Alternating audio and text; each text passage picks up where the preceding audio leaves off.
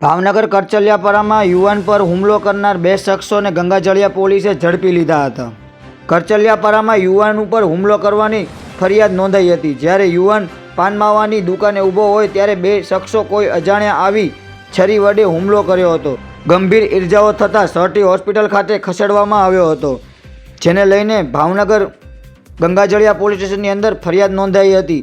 ત્યારે નિલેશ ઉર્ફે નીલો અને વિનોદભાઈ બારૈયા અને ચિરાગ ઉર્ફે ઢેકલીની આજે બે શખ્સોને ગંગાજળિયા પોલીસે ઝડપી લઈ આગળની ધોરણસરની કાર્યવાહી હાથ ધરવામાં આવી હતી.